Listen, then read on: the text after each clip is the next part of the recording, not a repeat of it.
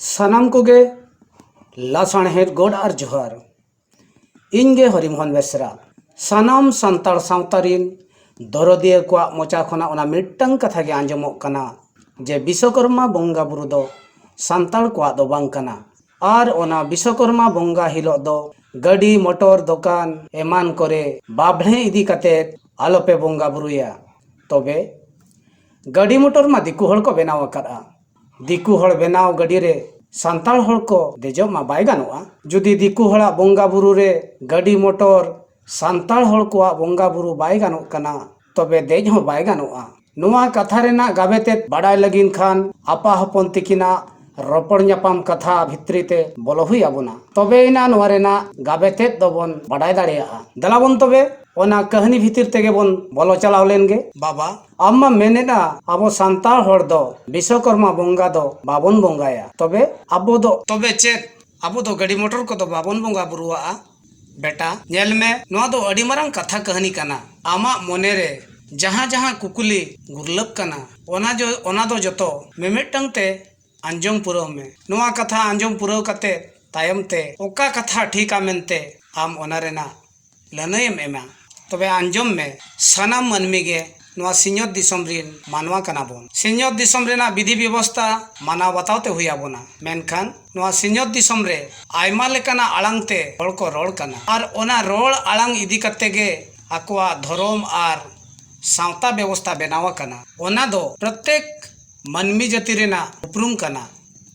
ओना उपरुम इदी कते गे ओका जाति रे जन्म कनाय ओना जाति रेना विधि व्यवस्था इदी कतेत गे ताड़ाम हुइया जेमन सांताल हड़ को दिकु ओलते दिकु स्कूल रे ओल पढ़ाव कते दिकु ओलते को सेना होड़ा कना चक्री एमान को ᱧᱟᱢ कदा गाड़ी मोटर को किरिñ कदा दिकु ओलते दिकु स्कूल रे पढ़ाव कते चक्री कते को सेना होड़ा कना नुआ कथा दो सरी गया मेनखान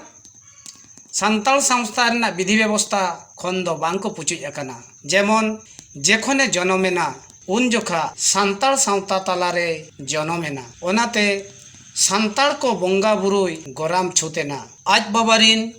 परिस बोंगा बुरु को छुत लेना आर ओना छुत फेड़ाव रे सांताल सावतारिन हड़ को फेड़ाव लेदा सांताल सावतारिनी नायके छटियर निम दकाय बोंगा बुरु लेदा आर जुआनेन तायम जुरी ᱧᱟᱢ रे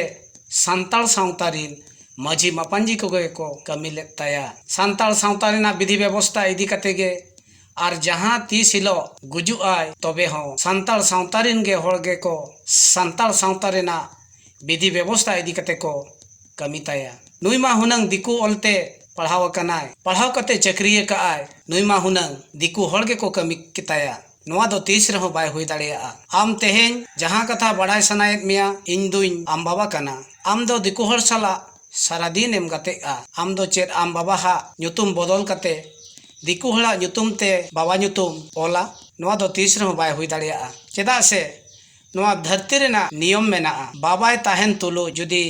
बाबा हा ᱧᱩᱛᱩᱢ नुआ दिसोम हड़ तालारे आयो बाय छटियरा तबे खान दो उनी गिद्रे दो को मेताया विधवा गिद्रे ठीक उनका गे आम हो सांताल जाति रेम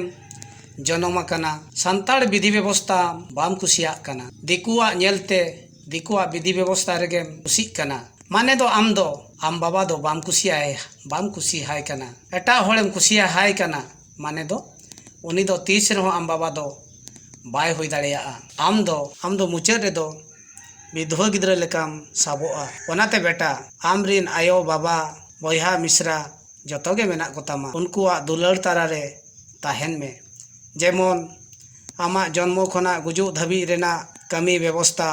नुआ सांताल सावता रे मेना तमा ओनाते आमा जाति सावता आमगे दुलड़ में नेल में तिना नपाय रेम ताहेना बयहा को नुआ कहानी आपे को चेत से चेत एमाहात पियाय कमेंट बॉक्स रे कमेंट कते पे बाडाय होचोइया जुदी पे कुसी हका हादा तबे खान वीडियो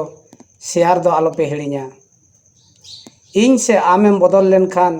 नुआ सावता दो बाय बदलोआ सांताल जाति रिन सानाम हड़ को बदल लेना नुआ सांताल सावता दो बदलोआ सानाम को गे इन पास्टर खना लासाण है गोड आर जोहार इन गे हरिमोहन बेसरा।